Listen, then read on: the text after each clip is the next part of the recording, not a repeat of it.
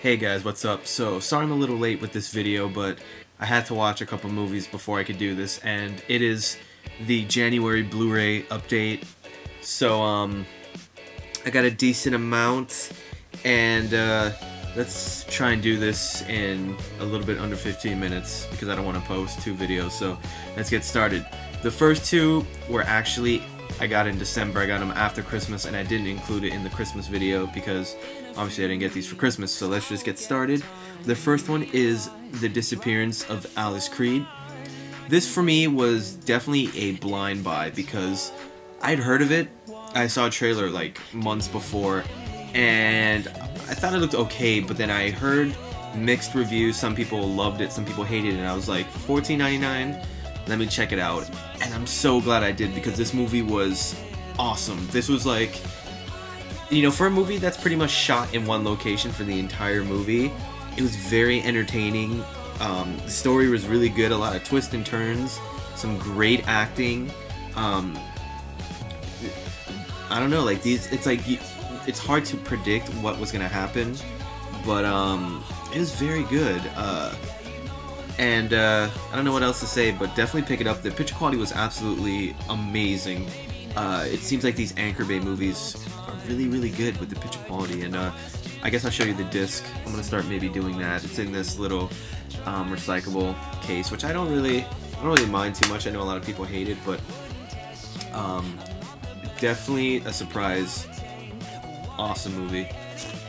This next one is Resident Evil, the 3D version. I have not watched it in 3D. I just watched the regular version, and I love it. I know people hate the series, but I love the Resident Evil series. None of them has let me down, and this one definitely did not. The one thing that's a little bit different is, out of all four, this is the one that really feels like a zombie movie. Like, I'm not gonna give away details, but it just had the vibe of like kind of like a Dawn of the Dead type of vibe. It was really good. The picture quality was really amazing. At first, I didn't like the beginning is action-packed, really action-packed, but like it looks so good that you can like kind of tell there's like wires involved, and it just had that kind of like really fake look to it. But then there was another, and then after that there's like kind of like you're in limbo, you're not sure what's going on.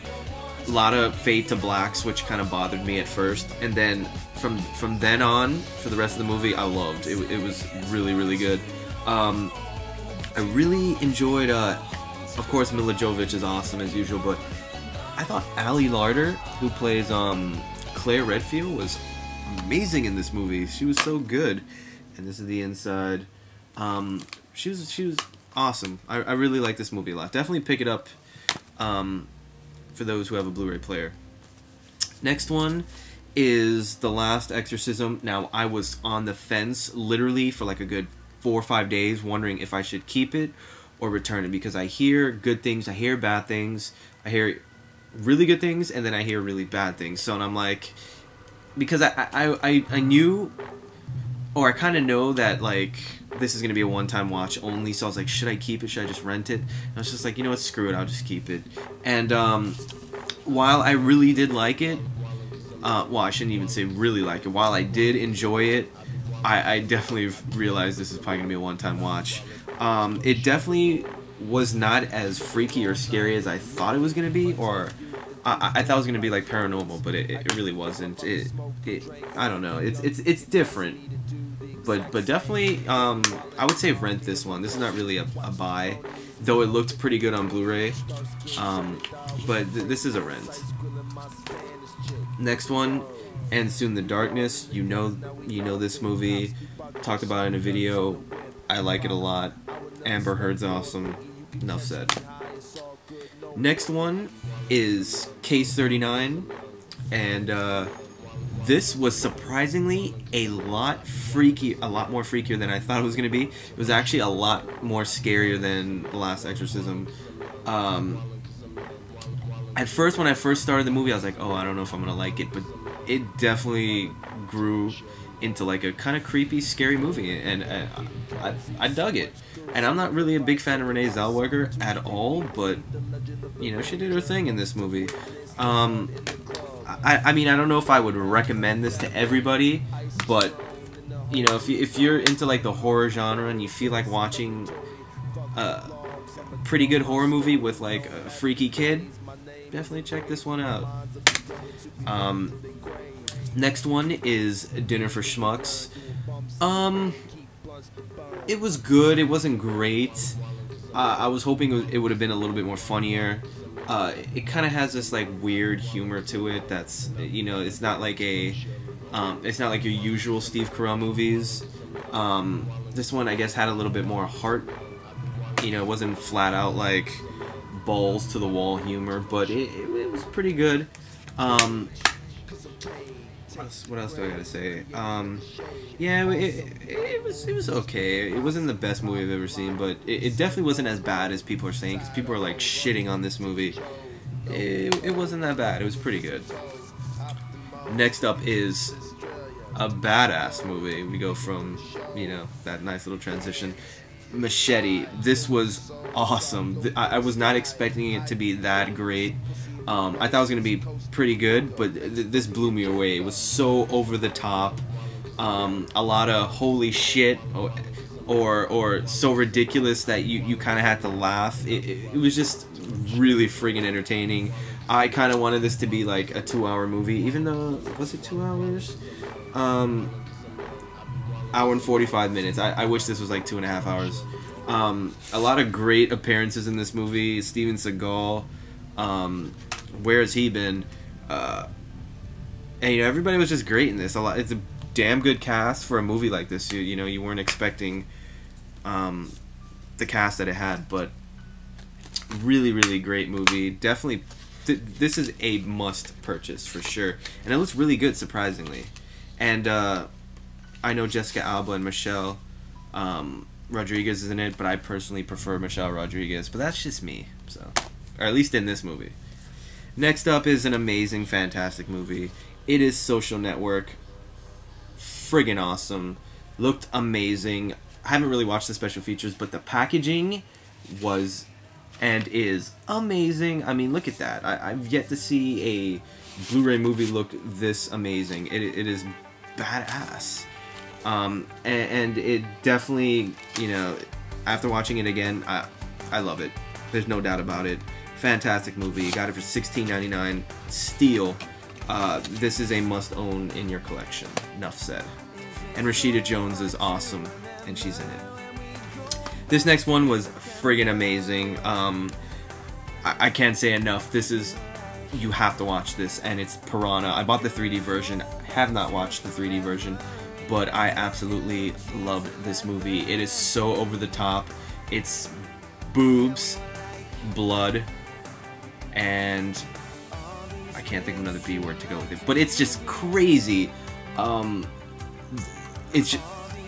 speechless. This movie's amazing, and Elizabeth Shue looks amazing. I mean, she, you know, you would think she would start to age, but no, not at all.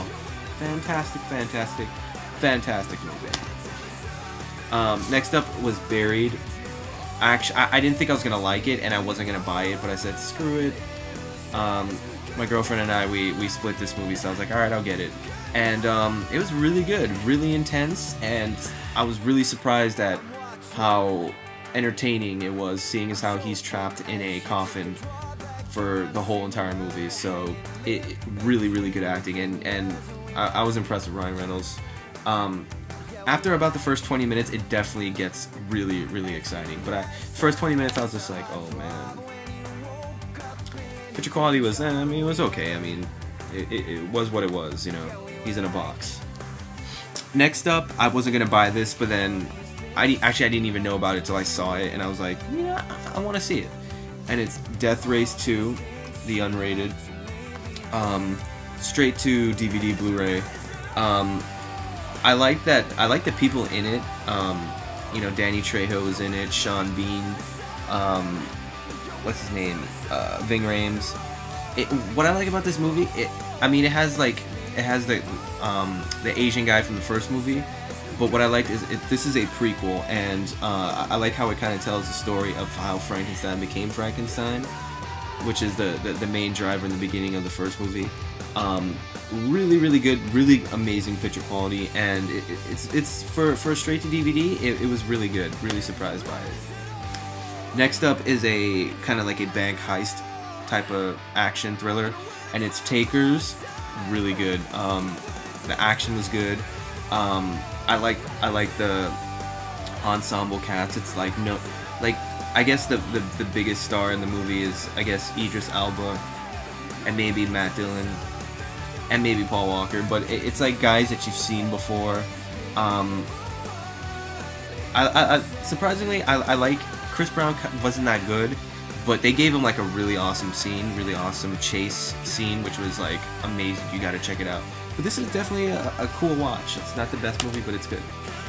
Okay, so this next one I just watched, and I absolutely loved it. Thought it was fantastic, and it's The Kids Are Alright. Now, this is one of the only movies I've ever paid $30 for, but I did trade in some movies, so didn't really pay $30, but I did get it for $30. But now I see why, like, all the attention it's getting, because it's a really good movie.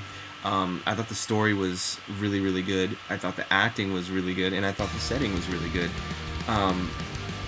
It's I guess you can call it a dramedy, but it's really good. I can see why these three are getting all the attention.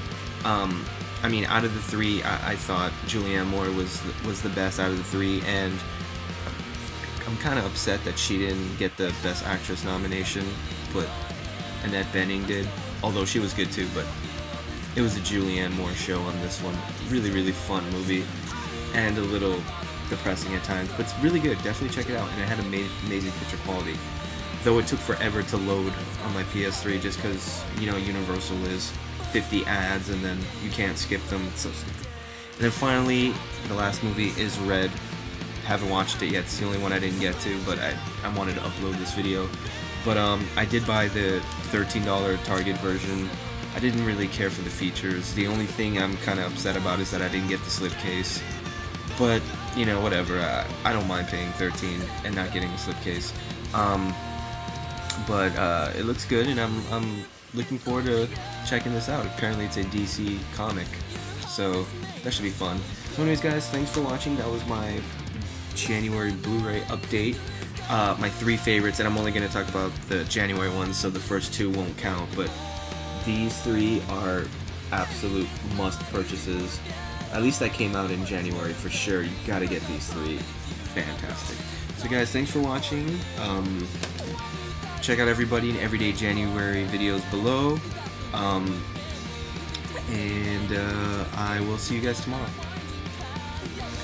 Oh, I forgot to mention, I just got my my Blu-ray from Corey717 from the contest, and here it is, Twilight Eclipse. It's so awesome. I'm just excited that I got something from somebody cool, and he left me a really cool note. I'm not gonna read it. Well, he didn't tell me to read it, but it's really awesome, and I really appreciate it. So thanks so much, Corey717. I think I might send him something too, some cool stuff. Hopefully, I'm gonna get some stuff together and send it to him. Hopefully soon. But so yeah, awesome. It's gonna go up on top with like my cool stuff. So thanks, guys, and thanks, Corey717.